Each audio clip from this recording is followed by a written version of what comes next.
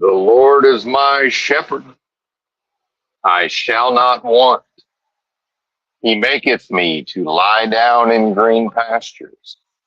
He leadeth me beside the still waters. He restoreth my soul. He leadeth me in the paths of righteousness for his name's sake. Yea, though I walk through the valley of the shadow of death, I will fear no evil, for thou art with me.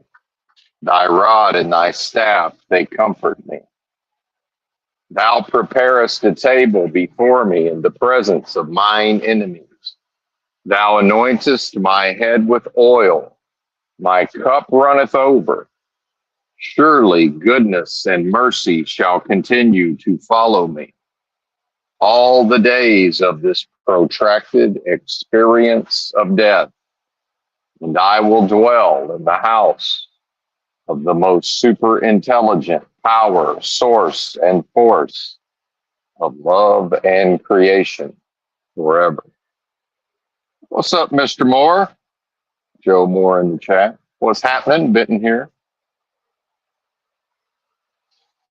I somehow managed to start a stream just prior to this and then immediately click end stream. I'm not quite sure how that happened.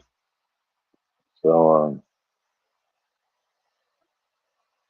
whatever confusion that creates is there. Left the truck stop just now, slightly later than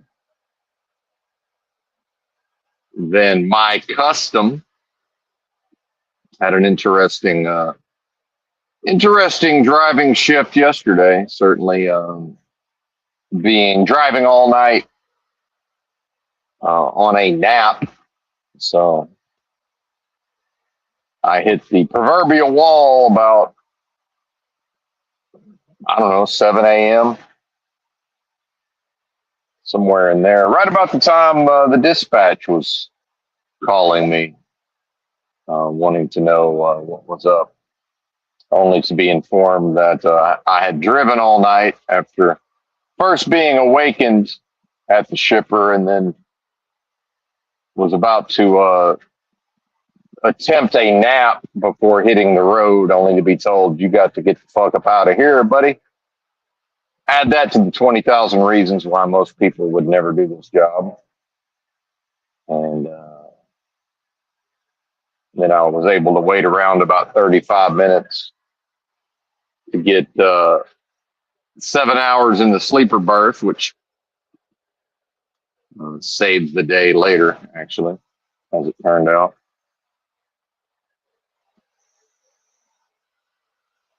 Proper planning. Something about proper planning.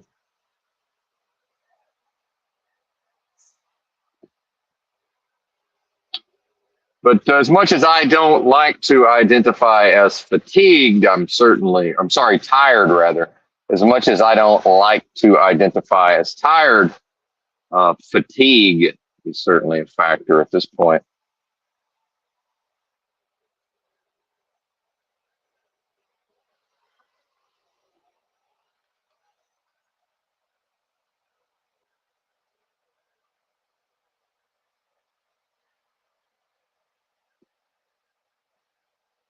So that's happening.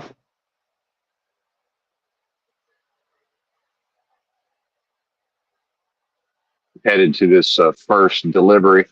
Only made one of the 5 deliveries yesterday, although it was looking like it was going to be 0. But after taking the 3 hours off duty to complete the split break sleeper berth, split sleeper they call that, I found it in my heart to go make the delivery. Gave the dispatch a bit of an earful. I won't say regrettably, but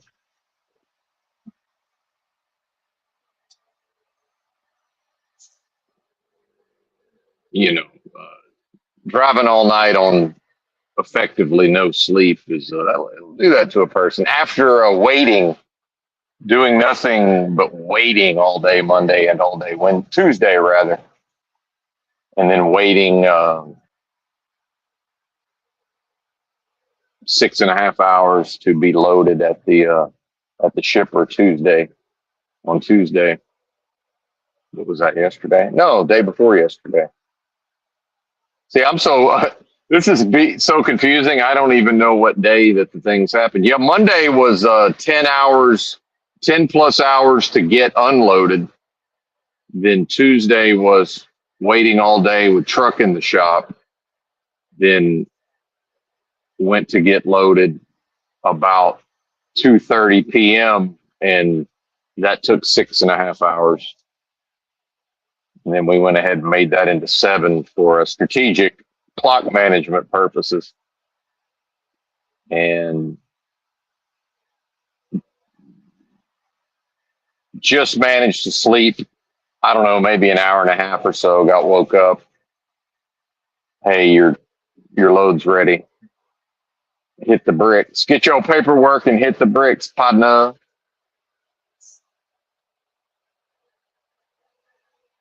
Drove all night. And again, if I'm able to get something approximating sleep, I prefer to sleep first and then drive all night. It's not night for me. It's early in the morning. And then, of course, passed out in the rack, I don't know, 5:30, 6 p.m. with the windows cracked and awakened by the chill. I'm in the general vicinity of Memphis, so it's humid in the daytimes already. Then, cooled off at night. And I realized I weren't asleep at all. It was just passed the fuck out from fatigue. Awakened. It can be difficult to go to sleep at whatever time that would have been. I don't know, 9 o'clock after dark. I did not bother to check the. And people have gotten too dumb to figure out speeds of the vehicles around. It's the texting and driving. Everybody's so distracted. They can't fathom that I'm just out here going 60. It's like, yeah, why do you think I'm out here going 60? Because none of you are paying any attention. I don't want you near me. Trucks. That guy's hauling a corrosive and flammable. He's got a trailer that's got hazmat placards, hazardous and flammable. And he's barely paying attention, but be safe. Okay, sure.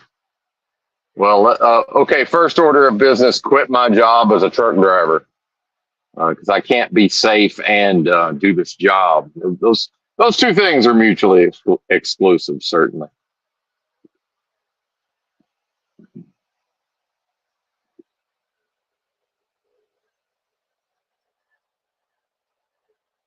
But by the time I hit the wall about 7 a.m., 7:30, whatever it was, and laid in the rack for like 2 hours and 20 minutes. It's funny, I don't have high blood pressure and,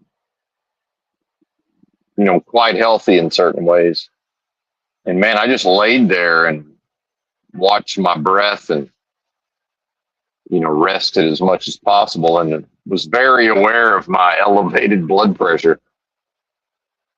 Like, yeah, I don't know what this is all about. And it kind of shows us, I think, how much certain activities that we may not think of as arduous or strenuous, they really are draining. And there was crazy, crazy weather most of my driving shift yesterday.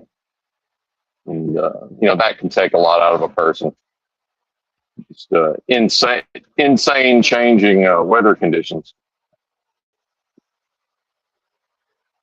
including large hail at the shipper in Chicago. And then what seemed like gale force winds with the heaviest rain possible in Kentucky.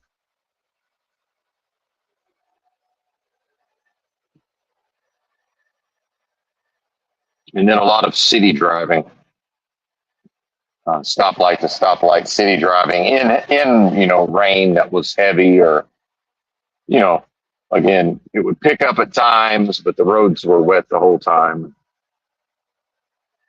So that's quite the slog.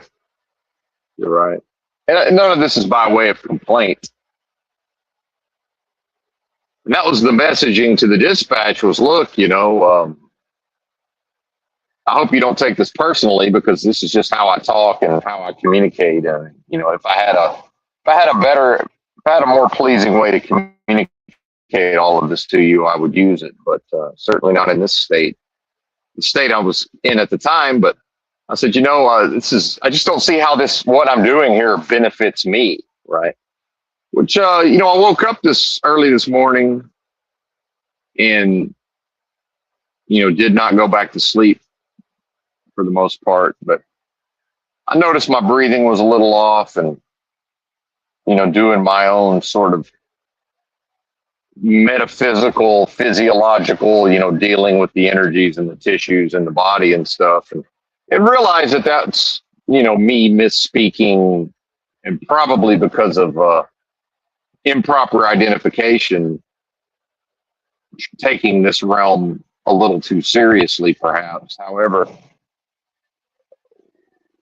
after examining the matter logically, I was able to see that, really it was my emotionally approaching it from a, quite selfish point of view. And the selfishness is not the problem. The problem is taking this dead world seriously enough to say, well, this is a waste of my time overall.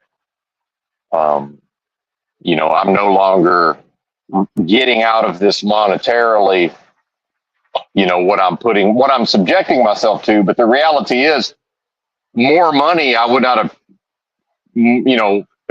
let's say I got paid 50%. Let's say they doubled whatever they were going to pay me for the whole day. I wouldn't have chosen to go through what I went through for twice the money. So it's not the money. It's,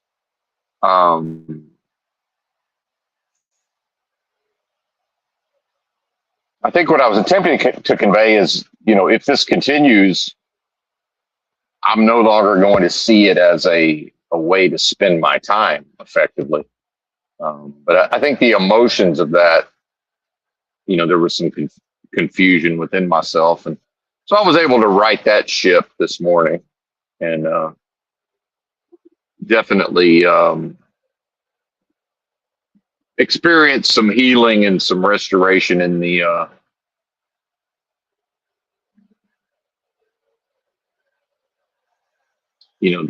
abdomen, the large intestine, as a result. So some of that, just really, it's a refusal.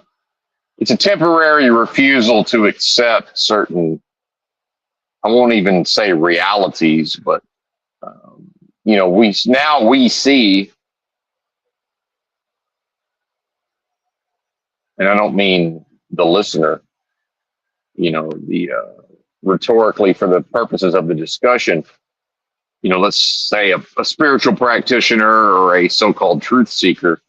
Now I'm able to see, or Benton or whoever, right? Whoever this person is, the cause of all of this was not the circumstances. It was, in a reduced, weakened state of, going through arduous, taxing, draining activities, in that sort of cranky, agitated, physiological state. Even though the overall emotions were fairly calm, it's that attitude, right?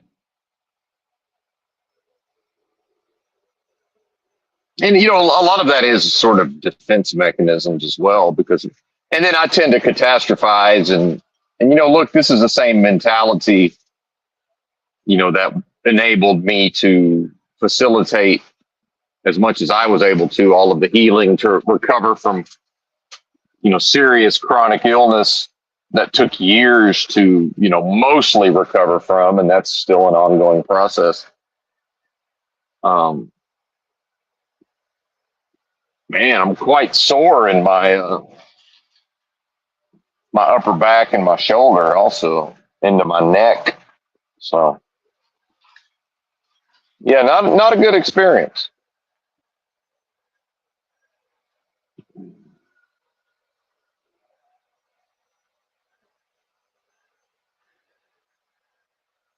And I really noticed it when I first woke up this morning that night because my breathing has been really, really good.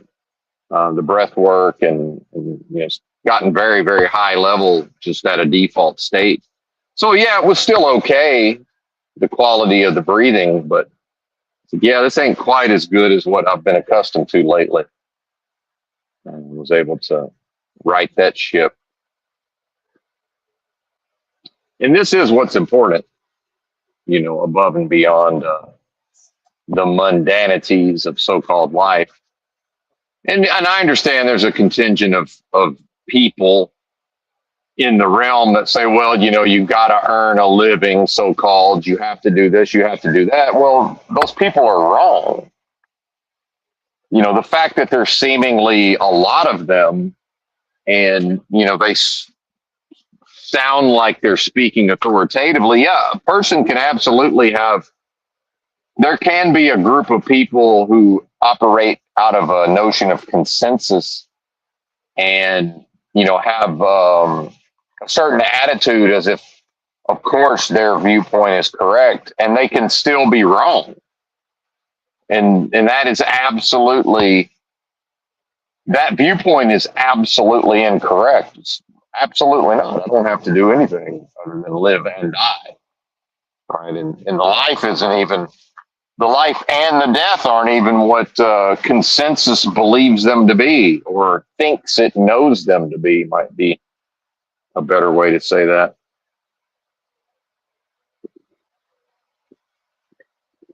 Folly and foolishness is so sure of itself that it will absolutely, drag a person like me into that, if I allow it.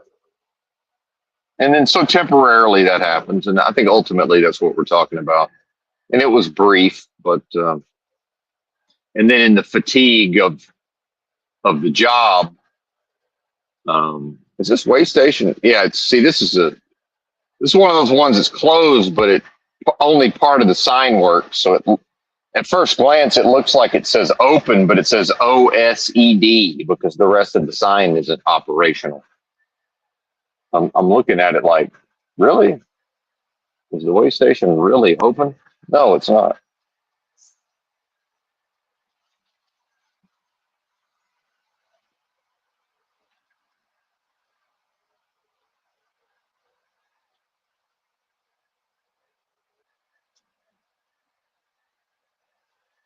And then to sort of transition a little bit within trucking, though, is, I'm beginning to realize more and more that the way I've chosen to conduct myself as a long haul trucker at the times I've chosen to do this job, I happened upon something early on that really is quite effective, which is, in a lot of ways, it's easier and more effective to just work all the time and get the proper amount of rest to be able to drive, right, safely for the most part and make the deliveries and the pickups. But it's actually worse on an ongoing basis to get proper rest. And I recognized this years ago, when I do sort of accidentally get proper rest within the context of, especially when I'm in my groove of,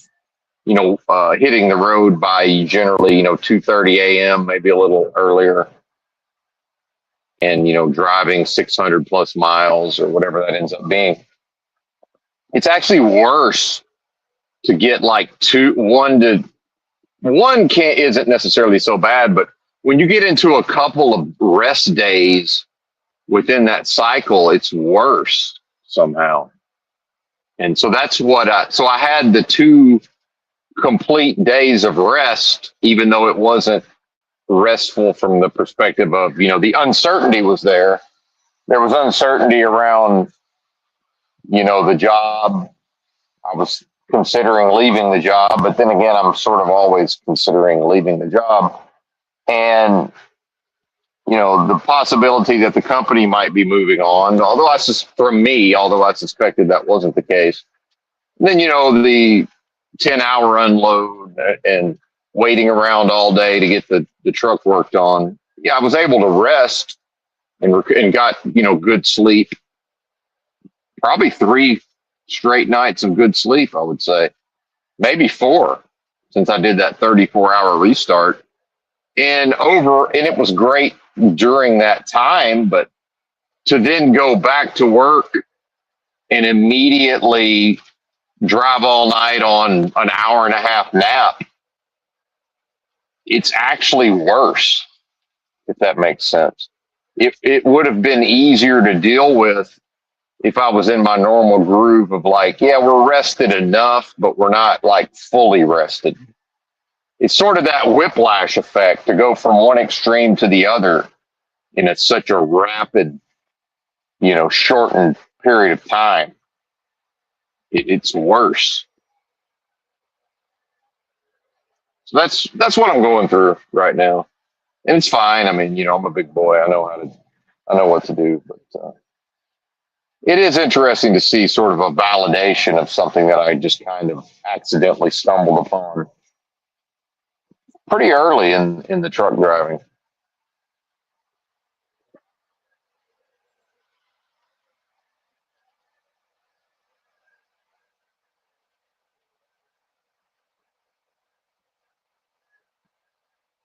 And again, I'm not privy to a lot of things with respect to the company and what they're doing, but I do gain a lot of information over time with how they react to me, and what at times are my shenanigans. Within my being responsible and dependable, there's a lot of shenanigans.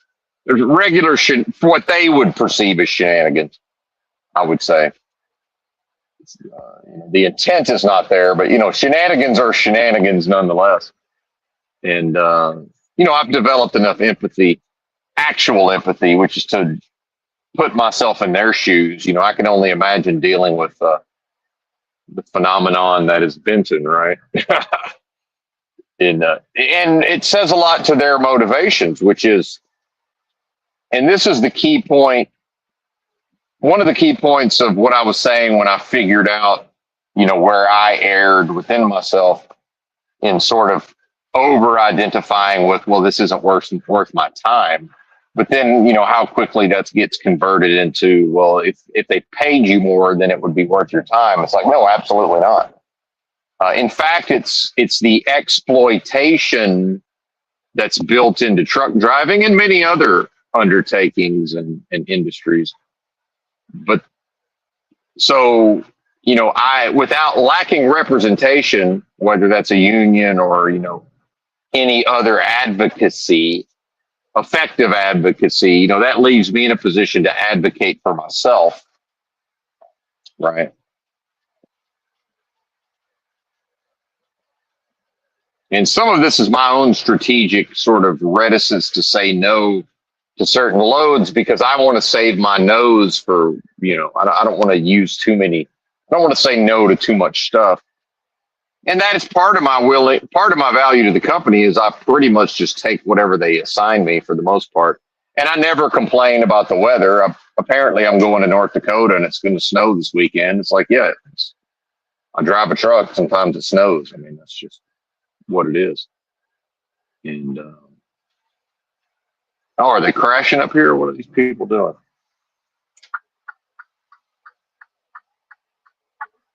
I don't know. I'm getting over just in case. It looks like the tow man, maybe. Can't quite tell. Give me just a second. No, that's just a bunch of big rigs stacked up on the shoulder coming out of the rest area.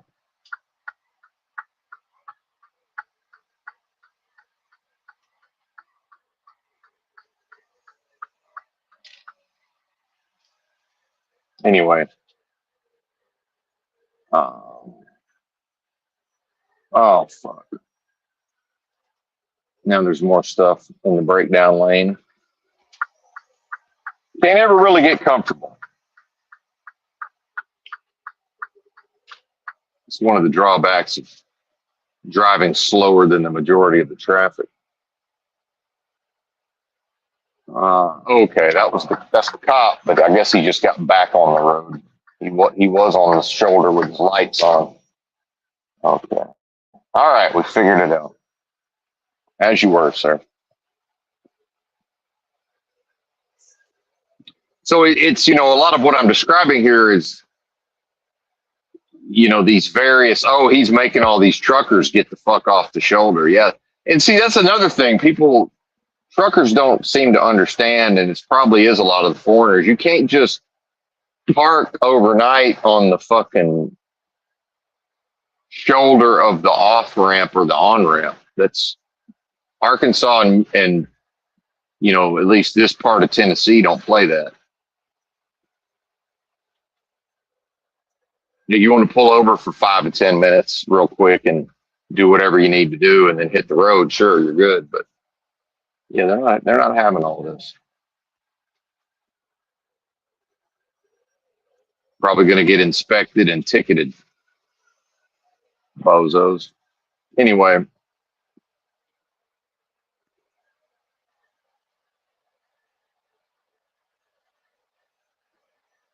And then some of that was, probably in my weakened state, sort of feeling some type of way about being drained and exploited. And, choosing to subject myself to that for my own purposes. And yeah, money's part of it, of course. We can talk about the economic factors. I don't know, man. Joe Moore's saying similar to jet lag. Probably. I've flown quite a bit, and jet lag's never been much of a thing for me. Personally, I would say really it's hard to know exactly what I'm referring to unless somebody does this job, for any period of time. But I don't know. Yeah, I mean, you're probably more right than you're not. So yeah, I would say similar, sure. So it's not. And this is another thing about being agreeable versus disagreeable. It's like he's right enough. Yeah, that's quite an astute observation, Joe. Yeah. Somewhat similar. And probably, from the perspective of somebody who's maybe doesn't travel a lot and then gets involved in some air travel and jet lag. Yeah, it's probably pretty similar, I would say. Just maybe more even that, but more, I would say. That yes, that thing, but even more of it. And so what I'm describing is in a way it's actually easier to just kind of be jet lagged all of the time versus like, oh man, I feel great, and just completely rested and relaxed. And then to go from that into, oh my God, this is horrible. Right? It's like just stay in the oh my God, this is horrible, but like 30% of the oh my God, this is horrible. To go from like, oh, this is great to oh my God, this is a nightmare. It's just too fucking it's just too one extreme to the other. Even if it was 50% of the just like a 50% level of, a range of like 20% to 60%, that's tolerable, right? It's 0% to 100%. It's not the way to go. But yeah, I think what really struck me was these ideas around being exploited. And in fact, being sort of the author of my own, signing myself up to be exploited. And then, at a certain point, what I get out of it as far as being able to live in a truck and have enough money to buy what I want to buy, just at a basic. And again, all I'm buying are subsistence level items, and maybe like one level above subsistence. It's like, oh, we can afford, you know, good quality water. Yay. Quality drinking water. Well, I mean, shouldn't a person have access to somewhat high quality drinking water in the first place? And I won't even tie it into the idea of, the so-called greatest nation and all of this. I mean, clearly we all see that's been lies all along. It was never that. And it's funny that whoever that was it Chuck Schumer? And I'm not going political. It's just when he said America never was great, he was right. Now, the spirit in which he said that and the reason why he said it and whatever motivated him and his own frustrations and emotions, that was all wrong. But in a fucking vacuum, yeah, Chuck, you're absolutely right. But then what does that mean? What does that say about the psyops, the mind control, the brainwashing? He said it in a particular context, but absolutely, sir. Yeah, it's great as far as the people at times, the vastness of the continent, right? And the country and, the natural beauty and all of these things, the wide open spaces. Sure. Yeah, that's all great. But you're going to talk about the government and the Constitution and all this three branches of government, and never great. This whole idea of the founding fathers and,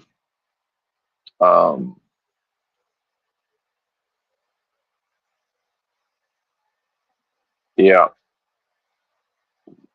And then Joe Moore's talking daylight savings times and time zone changes. Yeah, that doesn't help either.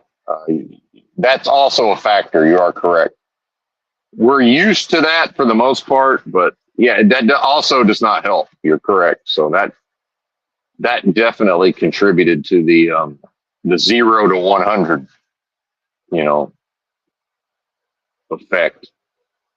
The rapid acceleration only to crash, to go from 0 to 100 to 0, essentially.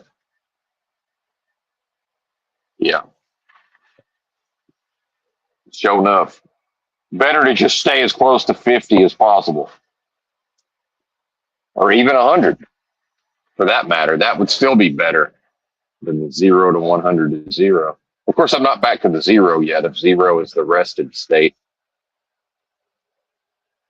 But yeah, I think that's the point I'm making. How I'm feeling today at a 50, I'd rather just feel that way every day. And then, yeah, when I choose to take some time off, I'll understand that I'll get, I'll be beyond that 50 at some point. But then we're going right back to the 50. I mean, this is a sort of an endurance sport on some level. It's just not a very difficult one, meaning like, all kinds of obese people and, women, not that there's anything wrong with that, but, this is not some high level undertaking, but it's a thing for sure. Anyway, but, I don't revere it or romanticize it like a lot of folks do. Just the concept of truck driving. That fucking movie, Convoy, but I won't even get into that. But yeah, the exploitation and then recognizing, that's what this world does. We all sort of pick our poisons in that way. And it's like, yeah, man, basically it comes down to a trade-off.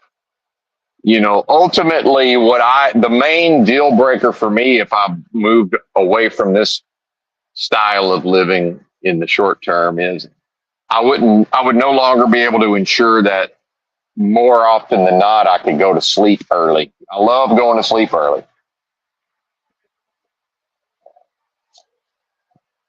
In fact, I was able to do it for much of my time as a homeless person, although I found when I did try to remain in one area for an extended period of time, it made it more difficult to be able to go to sleep that early, but especially when I've traveled around from place to place with seasons, with the good weather, it was most of the time it was pretty fucking easy to go to sleep and early. And then, especially since I never kept food at my camp, because then the critters are going to come wake you up at some point if you have food. Mm. And then I recognized at a certain point, it was like, well, shout out to these coyotes, man, because they eat a lot of these critters, that would be potentially bothering me when I'm trying to get some sleep. Got woke up by a deer one time. That's another thing that can happen when a person tries to camp in the same spot. If their urine ends up, that goes out into the environment. If, to continue to pee in the same general area repeatedly, right? That's the whole thing. Keep it moving, and those factors. A lot of that gets lessened. But at my age, I'm just not interested in trying to go place to place to place with a rucksack. I'm just not into it.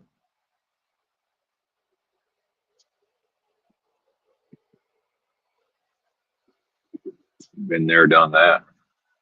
Now, it's good that I'm able to do that when I need to. But although I have gained weight, I do remember that I packed up, a rucksack with camping gear and all of this quite some time ago, but it was when I was at a much lower body weight, and I was like, fuck this, I'm not dealing with this. But now that I'm over 150 pounds, actually, I could probably would not be such a big deal to haul around 35 or 40 pounds.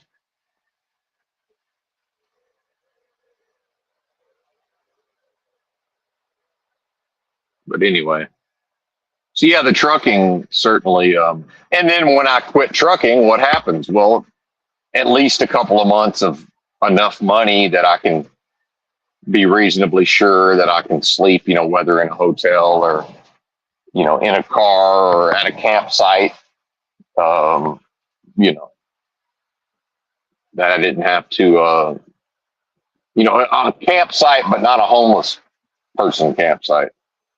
I think is what I'm trying to say.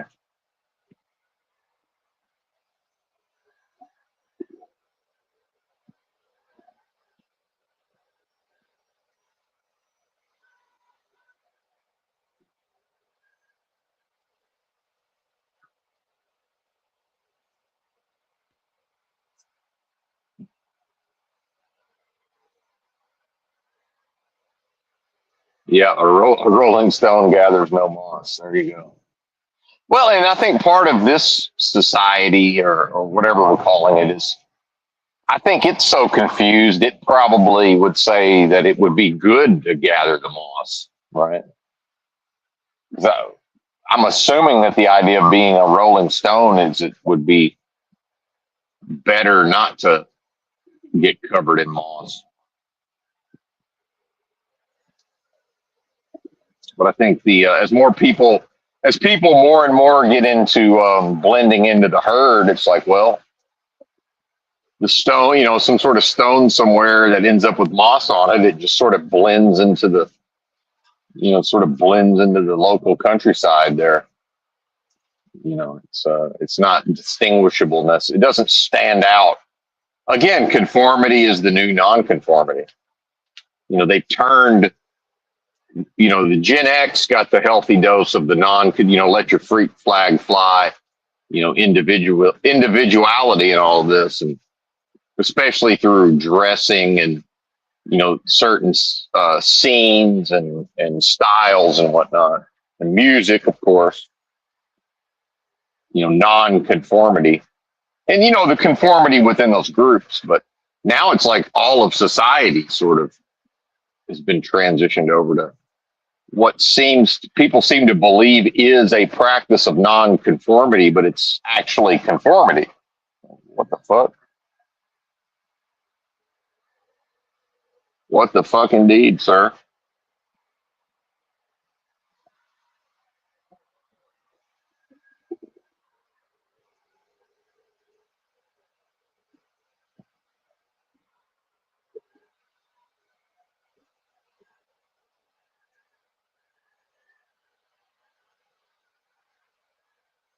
But anyway, not quite sure I explained completely what I was wanting to get through.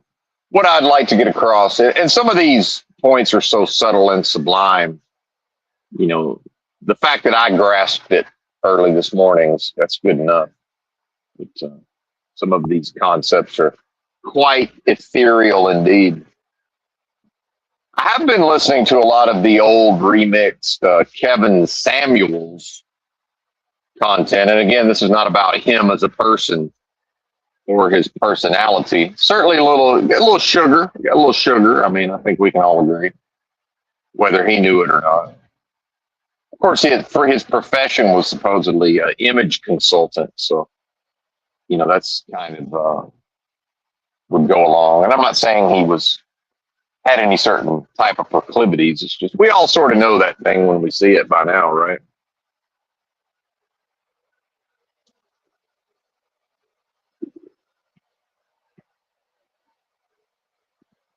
But, I'll take him at his word that he liked women and all of this for whatever reason. And it is, and I understand that it's black women for the most part, but you know, it still seems to be fairly pertaining to the to other ladies as well, especially the more just impoverished. Let's just say it that way: impoverished white ladies. Although some of the higher earning white ladies as well. I don't know if it's the psych meds or what it is. They seem a little more capable than some of the black ladies of just, taking advantage of whatever chads come their way and then just sort of, bottle of wine and a dog, and, no man, right? It's situationships. But the black ladies seem far more delusional and in some ways entitled. At least the ones that called into Mr. Samuel's show. And he must have made good money doing that show because I listened to it and I'm like, I could definitely wrangle this herd of cats similar to how he does it, but why? I mean, why? And I know he had a pretty big following, so he must have made good money. It's just some of those conversations, well, the majority of those conversations he has, and again, none of this is to bash women. That's not the point. It's really more of in my opinion, it's really, why do I keep smelling clutch or brakes? Is my question. Is that this truck?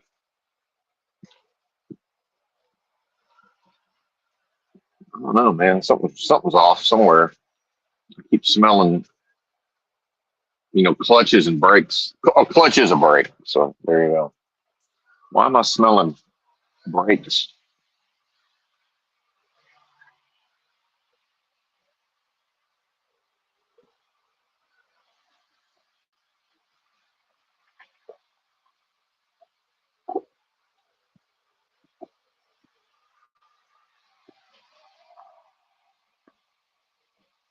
Anyway.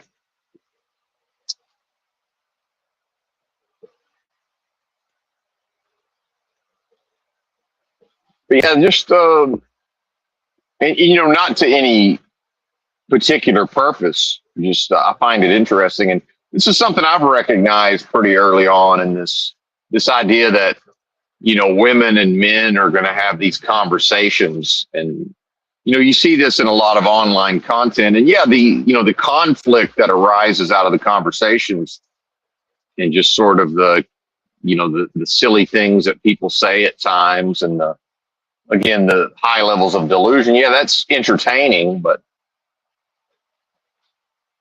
I've known for a long time. Well, nothing productive is going to come out of any of those conversations. Nobody's mind is going to get changed, and that's the whole point of delusion. And again, this world that exists as via delusion, and then some of the people in the so-called truth community, Jack Talcott, first and foremost, just how fascinating those levels of delusion are at times. And a lot of people are clearly going to take those delusions to the grave.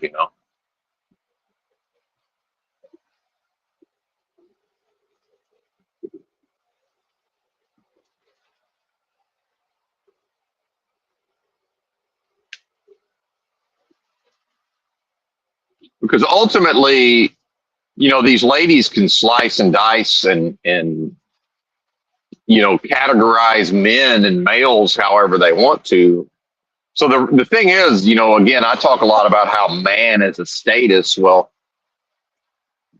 so the males, they're not even on the radar for the women, right?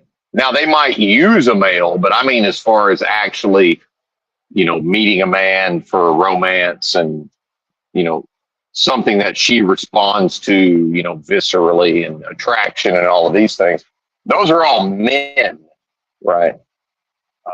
And so the males, other than, again, exploitation and what she might try to use him for, they may as well not exist. And what women, part of their delusion is they refuse to accept that our version of that as males is physically unattractive women may as well not exist from the perspective, unless I'm trying to get something out of her. And I'm not that type of person because, I'm not the male or the reality is the vast majority of all males are unattractive to the vast majority of females. That's just reality. Nobody can do anything about that. And people can be in denial. They can be confused. They can stamp their feet and say whatever they want. That's just a fact, and it's not going to change. In fact, it's probably going to get worse because clearly Moloch's machine is no longer to continue to you know utilize the brainwashing in such a way to facilitate the Ozzy and the Harriet, the nuclear family, um, a biological man married to a biological woman, raising their biological children, you know, to build up a country and an infrastructure and an economy. Goodness, it's a mouthful.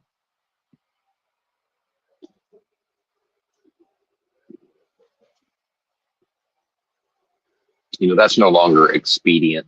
So it's not happening for the most part. And yes, I understand people could say, well, it happens where I live. Okay, well, we don't live there, but whatever. Yeah, that's fine.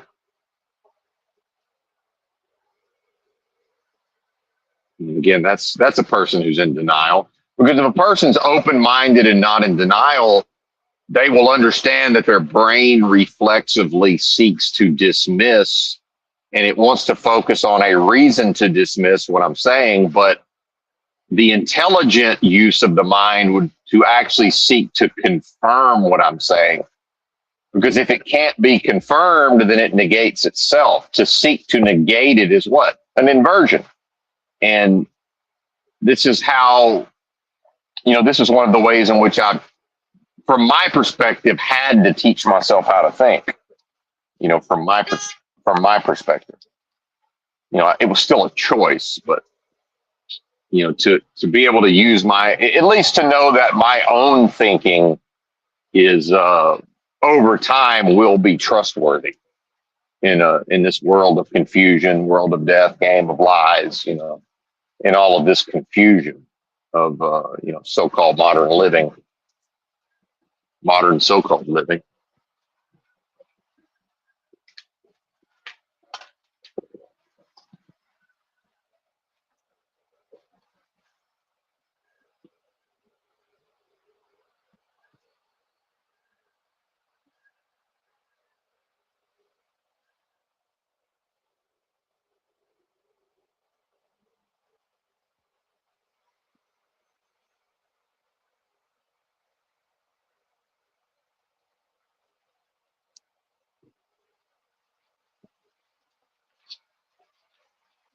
And so it's interesting from my perspective as a undeniably conventionally attractive man in 2026. A man of a certain age, sure. And I understand that there's people that will immediately begin to mock and ridicule, but it's like, yeah, those are the people who they always immediately mock and ridicule. So that then is not represented. That doesn't represent anything. That's what we call the peanut gallery. You know, anybody is able to appeal to the fickle feelings of the peanut gallery. It has no meaning, right? It doesn't mean anything. You know, I understand as soon as I begin to think or speak that way that mockery and ridicule will immediately be directed towards those thought forms. So it's like, okay. And,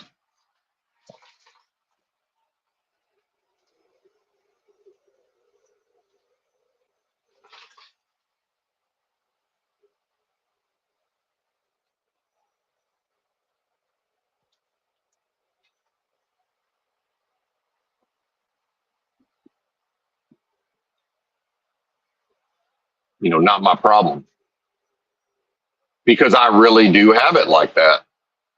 And so a big part of human interaction is when a person, now, yeah, a person can learn how to fake that, learn how to behave as if they do have it like that. And people will respond to that. Sure. And that is, you know, a version of the fake it till you make it, even if the person more often than not never actually, quote, makes it. But, you know, when I talk about that the vast majority of males are simply unattractive to the vast majority of females, well, obviously, within that concept and context means there is a percentage of men or males, which I would say are men, that are attractive to, you know, no, not all, but to a significant proportion of women, even if that's still, like in my case, it's still a limited proportion. But then what I've noticed is that with what I would only be able to chalk up to increasing levels of desperation, and I don't mean desperation in a, you know, oh, it's her fault. It's the lady as a victim of that desperation. Because society and Moloch's machine certainly gets a lot of mileage out of, you know, whatever that is in the biology of the ladies that, you know, predisposes them to certain states of being, states of so-called being. And they, you know, become victims of that more often than not. But then it's easy for somebody like me to observe that, yeah, there's the environment, and the women in the environment respond in strong ways to a conventionally attractive man, even if he's a strange oddball such as myself. You know, that doesn't necessarily show through initially. I mean, there's hints of it, but somebody has to kind of know what to look for. But and some of it is I lost interest long ago in hiding what I used to call hiding the crazy. Of course, it's not really crazy, but I just simply don't care. But I'm able to if I get something out of it. See how the Machiavellianism and the manipulation comes in, and then the peanut gallery will then treat me as if, oh yeah, that's bad because you're the only manipulator. It's like, no, show me a human, I'll show you a manipulator. Just like I say, show me a human, I'll show you a hypocrite. Show me a human, I'll show you a manipulator. Just what it is, folks. You know, don't kill the messenger, or maybe do. You know, I'm ready to get up out of here anyway.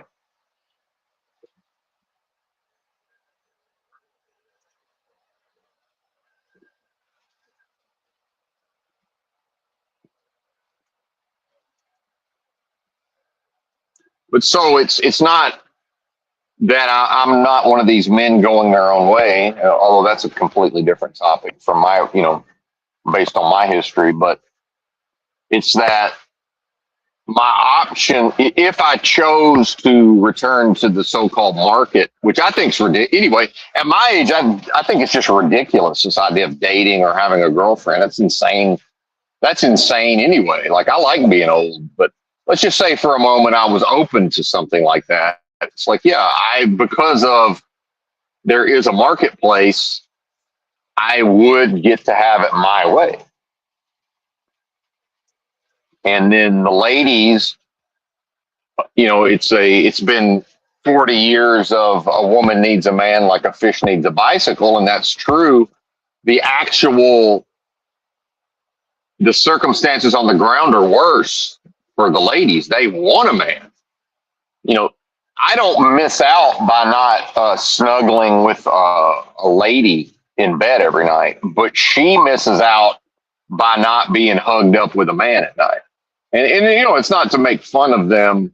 They get way more out of that. But if that's a man she's attracted to, if it's some male, she also doesn't get anything out of that. And they don't necessarily know that.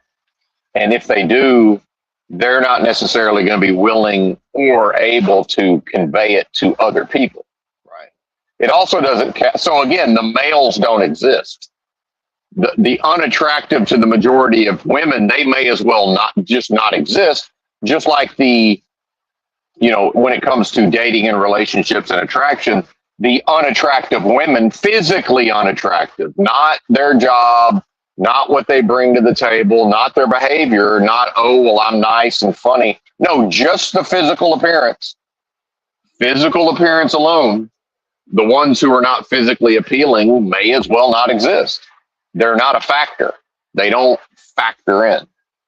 And that's just how it is. And, nobody and nothing can do anything about that. It just is what it is.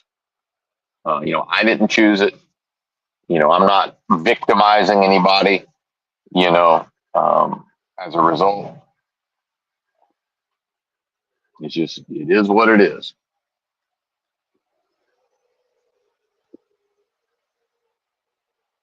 Don't hate me because I'm beautiful. And then, as we know, for women, it's not just physical looks, although we're finding out now the physical looks is a way bigger part than even society realized in the past.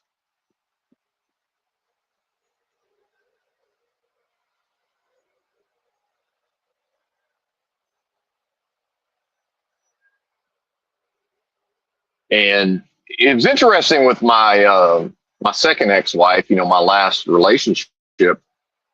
There was a time when I think she figured out that, while I do find some larger gals attractive at times, if she gained weight, I would no longer find her attractive. And she just straight up asked me, she was like, "You'd leave me if I got fat, wouldn't you?" I said, "Absolutely, 100%." I said, "You can't gain much weight at all.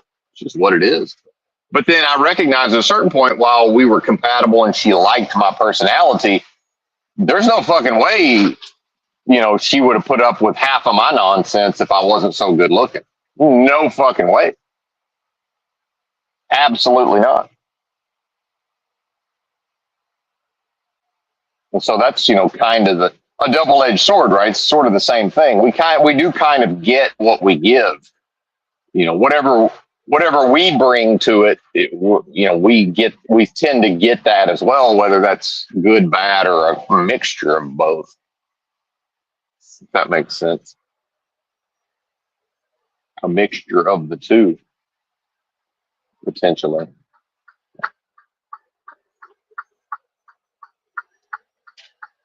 And see, this is why, and again, I don't even want to talk about it, but anyway, I'm not even going to get into it. So, yeah, never mind. My apologies.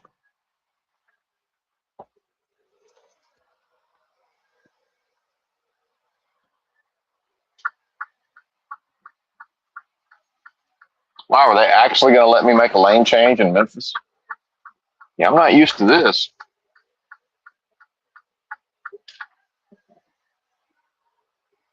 Amazing.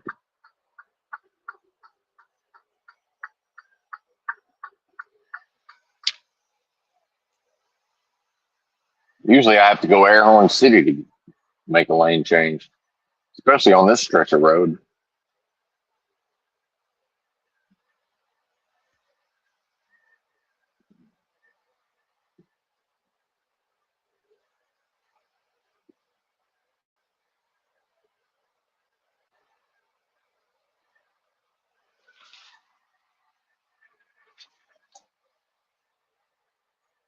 And I think it does say something about, again, the high levels of social control and mind control, because I would say, in an actual market and, with the idea that women actually, want a man, right, that eventually they would figure out how to modify their own behavior to get what they claim that they want. And what we see is that, and it's probably what is referred to as the Jezebel spirit. I'm not sure. I'm not a big fan of that phrase, but it is pertaining at times. Because the reality is, since I do have it like that, I don't have to, quote, settle. But some of that is there are certain things that I just simply don't care about. That just aren't important to me. So, somebody else might view what I'm willing to accept as, quote, settling, and it would be for them. But it's like, yeah, so if I don't give a fuck about a particular thing about her, oh, she doesn't have this, she doesn't have that, I can't like manufacture, I can't make myself care about something I don't actually care about. Yeah, there's a lot of things that are just, it's doesn't factor in, But then here's an example. I'm not going to have anything to do with her social media or her family. That's her life. I'm not interested. Like, I'm not involved in that. And, the fact is, with the emphasis on looks, half the reason why these women are borderline harassing me at times is they are experts in their own social media and how it visually represents them in this, world of death and game of lies. And they want particular male facial characteristics on their social media. It's like, yeah, but I'm not interested. Like, I have no interest in that. In fact, I would be settling if I was willing to deal with a woman who had social media in the first place. Now, I've understand that Facebook is just, that's how everybody keeps up with their friends, especially their family. And there's probably no way around that one at this point. But, I'm talking about the rest of it that I don't even know what it is really. The Instagrams and Snapchat and just whatever all that is. And then people say, well, and again, the ridicule and the mockery will come in and say, well, who the fuck are you to say that this is what you won't have? And it's like, well, I was in relationships with women for 20 years and that was never a factor. Like, what? So why do I have to accept something that in the past I didn't have, I was not expected to accept? And some might say, well, it didn't really exist yet. It's like, okay, fair enough, but I still didn't have to deal with it. It wasn't a nation of dog lovers. So there was never me and her and a dog. That was never a thing, right? Because I wouldn't have allowed that. And I don't mean like in a controlling way, that just, if I never would have ended up with a woman who was into a pet like that, because I'm not into pets. And so now when we look at these ladies, and men have their own versions of this, I'm not dating men. See, I'm only looking at the women's side of it, or what they do. Well, now it's just sort of but I love my dog. It's like, yeah, that's fine. I don't even have one. So you can love your dog all you want, but I'm not involved in pet ownership and loving of animals. I've never been a dog lover. I'm never going to be a dog lover. And that's completely fine. The fact that society at some point crossed over and decided that everybody has to, regardless of what they feel inside, they have to perform as if they love dogs. It's not important to me. That it doesn't mean anything to me. Yeah, I'll performatively, interact and be like, oh, well, there you go, it's a dog type shit here and there. But overall, I'm not into it and I'm never going to be into it. And, I'm not trying to go to some lady's apartment or house in the first place because that's her place. But number two, I'm damn sure not going to want to go there with an animal. That's her. I'm not involved in that. It's just that's not. I just simply am not involved. It's not a. It's not anything beyond. That's not something I would choose for my life. So why would I? Why would I choose to experience that unless I was desperate enough to just, oh, well, these women that find me attractive, they almost all have social media and dogs. It's like, yeah, well, it turns out I like spending, I've always liked spending a lot of alone, a lot of time with myself. And then, so what will happen is when the conversation goes this way, especially the women will start, and some of the men will start saying, well, in fact, somebody straight up called me old and lonely in the chat. It's like, well, I like being old, and I've regularly referenced my age. So that's part of it. But number two, I'm not wired for loneliness. In fact, I would say as an adult, I've never experienced loneliness. I don't really even know what that is, to be honest with you. I've heard about it. It's just sort of taken for granted that that's something that humans understand. I don't understand it. Yeah, I was a child long enough to understand boredom. Guess who also doesn't experience boredom as an adult? Well, when my beautiful mind developed to a certain point, it's not possible for me to become bored. My brain is too interested. And I've spent the early part of my life filling it full of information and knowledge, and then that's only continued into my adult life. And yeah, now we're into an information age, certainly, but oh,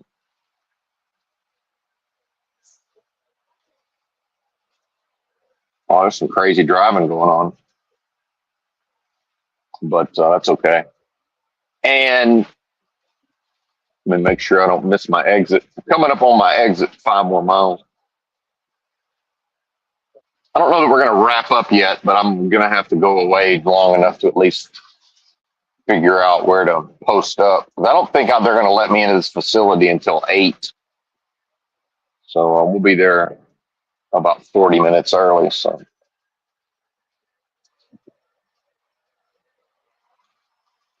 thought about going over to the truck stops just across the river in Arkansas, but I don't want to. It's not worth the risk of potentially getting inspected because there's a weigh station. Not that it's necessarily bad to get inspected. It's really just a pain in the ass overall.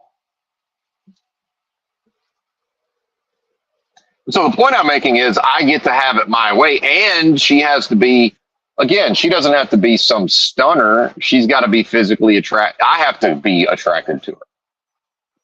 Right.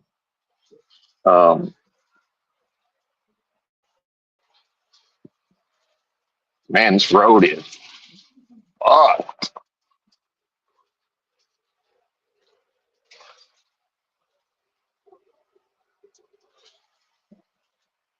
And had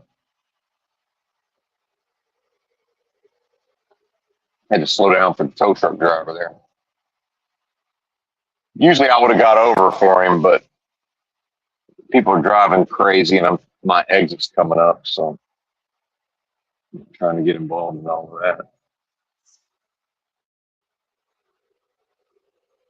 And then, so I've heard a lot of these women, especially again, the black ladies, but that's probably mainly because that's what I've been listening to because of, the way that Kevin Samuels conducts his show, not him as a person, just the way the conversations are conducted. A lot of times the woman will put it down to fairness, like, well, it's not fair that he gets all of these things, but then I have to compromise, right? And it's like, well, but the problem for her is I really do have it like that, if that makes sense. Meaning, there's so many males that simply don't qualify and don't exist on her spectrum,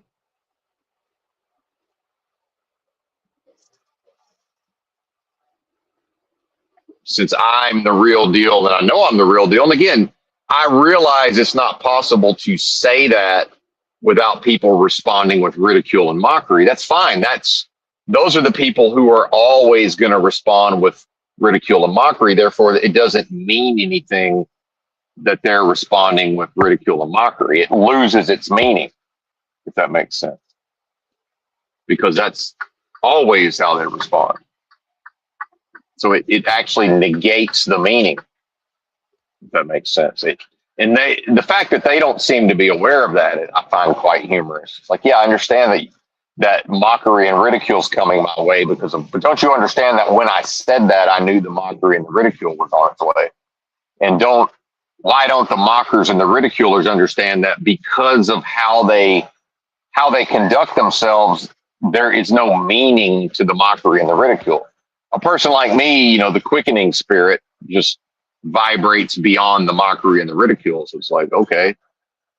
And it just becomes, I'm rubber, you're glue. What you say bounces off me and sticks to you. It's like, it's not okay. Mockery and ridicule. Okay.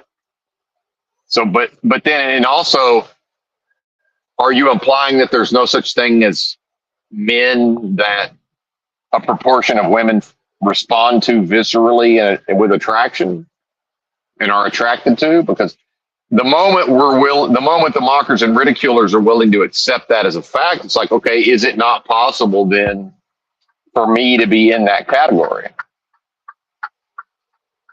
Right.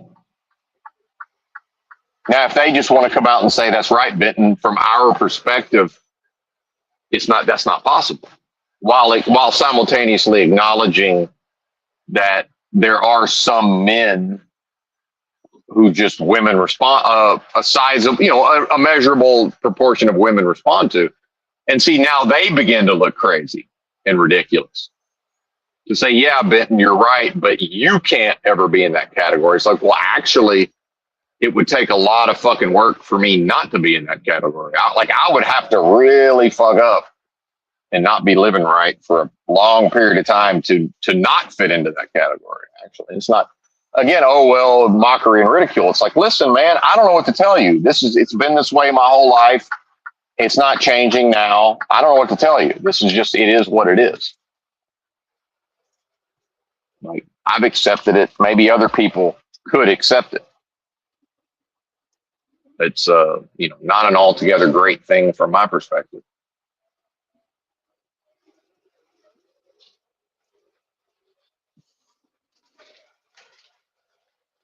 Anyway, I'll be back. I got to figure out where to post up.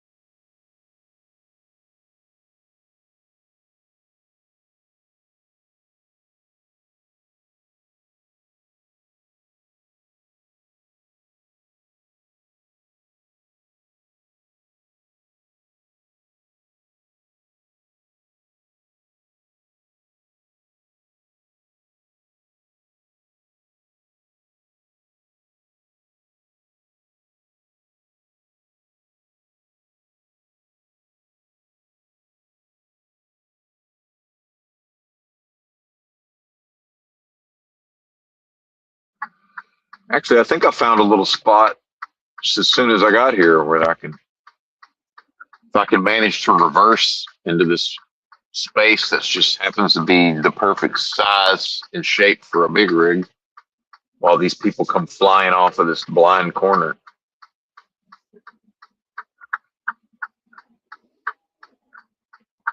Because they've been on the interstate and it can be difficult for folks to transition, because now I'm in downtown.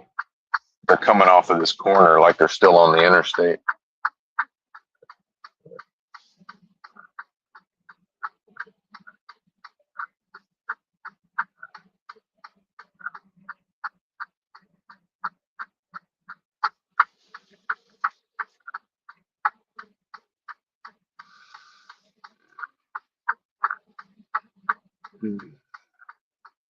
Almost there. Almost there. Oh, am I blocking the fucking alley? Can't block the alley. And we might not fit here after all. Am I tripping? Oh, that's a fence. Okay, that road doesn't go through. There's a road on the other side. I'm like, am I blocking that? No, it's a goddamn fence there, sir. All right.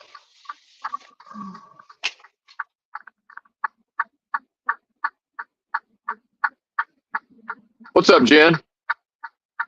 Yeah, exactly. Listening for the turn signals and the flashers. I guess I got to leave them on though at this point. Although now I see it's gonna be a little bit of a challenge to get the fuck up out of here, but shouldn't be too bad. The speeds at which these people are exiting the freeway.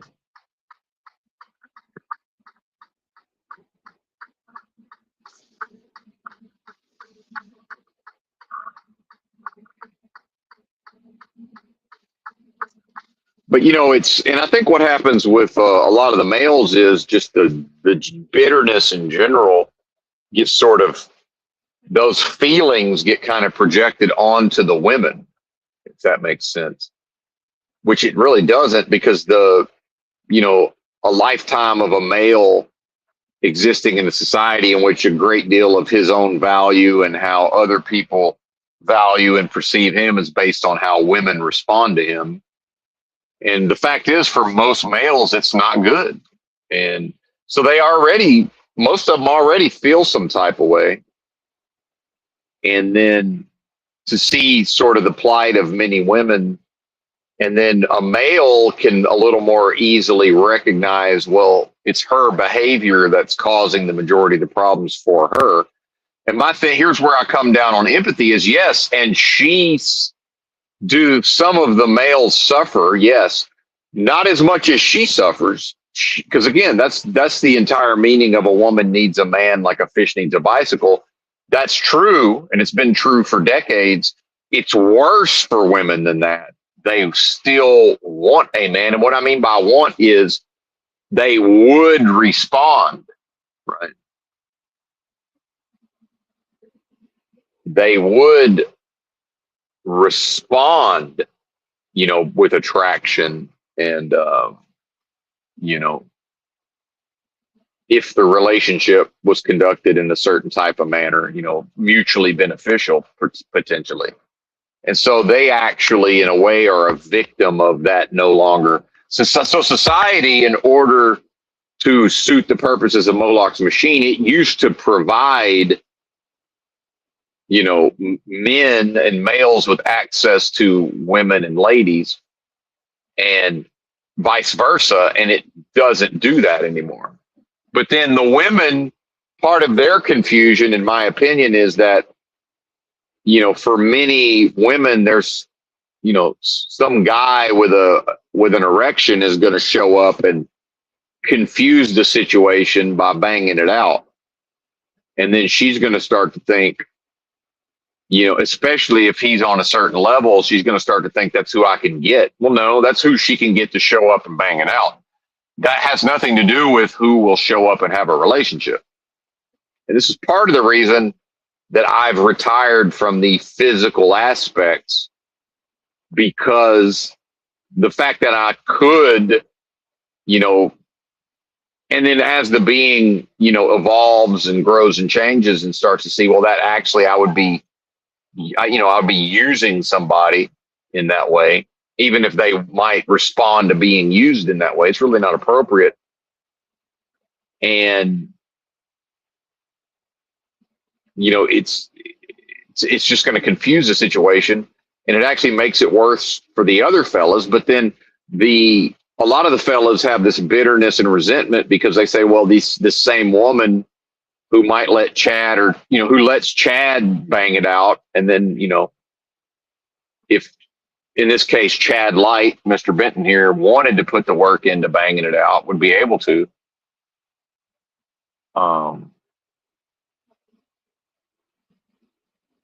And so then they conflate that with, well, these same women don't want anything to do with me, and I would treat her right, and I would do this and I would do that. It's like, yeah, maybe you would, but why? And then number two, you can't. There's no amount of explaining that to a woman's emotions will change how she feels about it. She feels however she feels about it, and that's not going to change.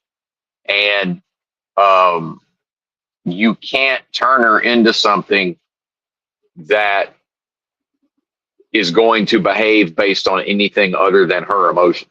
That's just what it is. That does, and again, that's part of my basis of empathy and compassion towards women is that's fucking sucks a lot of the time.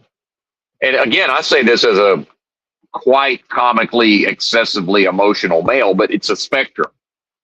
I can be emotional for a man, and I can't hold a candle to just your average woman when it comes to emotionalism. But yeah, I'm certainly never going to be stoic, and in my world, stoicism is cancer anyway. It's like I don't. What's desirable about that?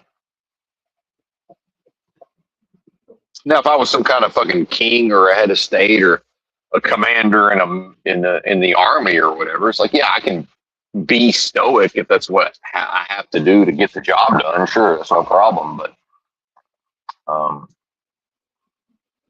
this ain't that. This, it's been the internet, promoting this idea of stoicism as some sort of philosophy for life, but it's like you ain't Marcus Aurelius. I mean, I don't know what to tell you. Like, you're not going to be a stoic for 10 years and then now you're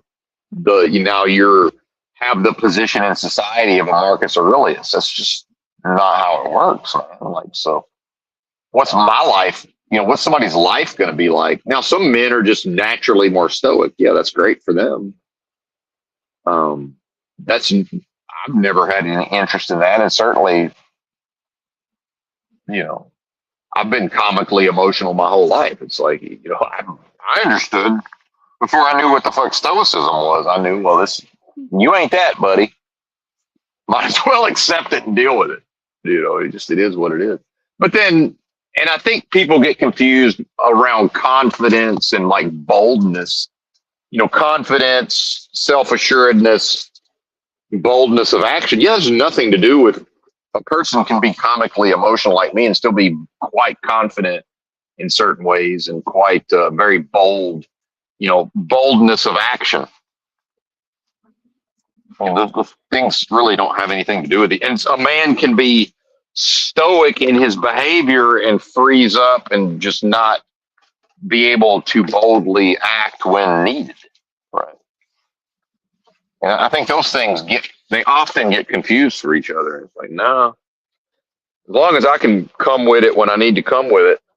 I mean, why would I be worried about anything beyond that? So what? You're getting into like style. It's like, well, I mean, I'm not too worried about the style. But again, the peanut gallery with it sounds like. It's like, why would I care what it sounds like? And not to brag, but people who might concern themselves, especially a male who's worried about what things sound like. It's like, I didn't think I was the shit, but at a certain point in high school, the head cheerleader asked me out on a date and we went on a date. And then her car broke down and her boyfriend picked us up, who was like 22. From our perspective, a grown ass man. And the fact that was somehow allowed and acceptable, within the community. So what were we, 16? I'm not quite sure how that works, but maybe he was 20. I don't fucking know. But if he was 19, he didn't look 19. But it's none of my business, But see, I can't pretend to be the guy who just was bebopping around living his silly life, and then the next thing you know, I'm on a date with the fucking head cheerleader at my high school. Whatever. whatever, you know. Um, it has nothing to do with stoicism. You're not going to stoicism your way into that type of situation, unless stoicism is just in fucking style. But then if it's in style, probably everybody's going to be trying to behave like they're stoic. And some of that was me and my stupid skateboarding friends. And, you know, in our local community, it was skater fags, right? Or skate or die. You know, every time we're out in public, people are yelling at us. It's socially, you know, to be like a social outcast. And then, you know, the music we listened to, and that all sort of started to become popular. And so the next thing you know, and then actually my closest skateboarding friend, he also around the same time got he got asked on a date by another cheerleader, a different cheerleader, who I actually was more attracted to, but whatever. I've always thought she was attractive.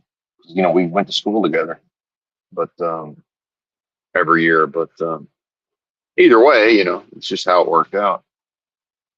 I didn't care. It's like whatever, man. But and I think a lot of guys, you can't be. I can't be. It's a mistake to be mad at women, right? Because of that. It's like, yeah, they're just being girls and women, and you know, just like we're being boys and men. Hopefully, like you can't. How are you going to be mad at her for being what she is? Like I never understood that. Never made any sense to me.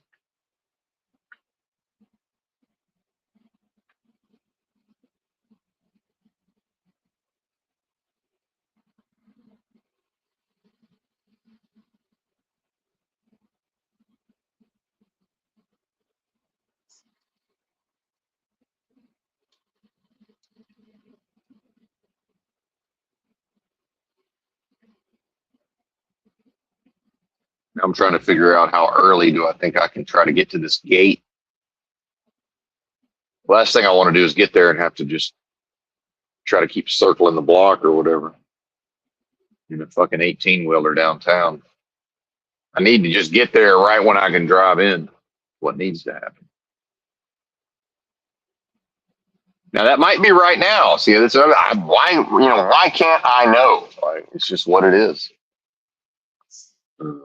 Since I haven't been to this, and I think maybe I've been to this place. It's just been so long. And then even if I've been there, I don't know that I showed up first thing in the morning either. Watching homeless people walk across the street back and forth. Not quite sure what they're up to, but whatever.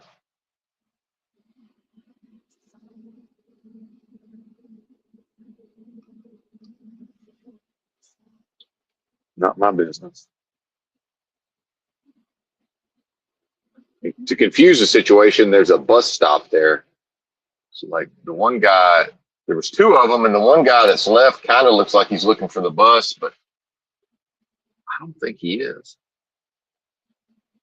This is some kind of criminal that's figured out how to loiter in a way that doesn't necessarily look overtly suspicious. Well, or they might be picking him up to go to work too. Don't know.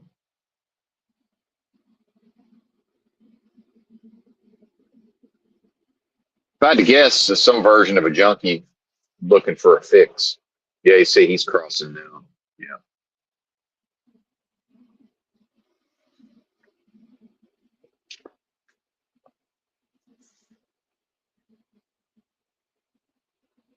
Probably some kind of homeless breakfast area. Headed off to that, perhaps. Something of that description. Something in that general category. But anyway, it's getting close enough to go time. I guess I'm out of here. Here come the flatbed with some. That ain't oversized, but it's takes up the entirety of that flatbed. He didn't have any trouble getting around, so I guess I'm not really in the way. I'm not exactly out of the way though. But anyway, bye.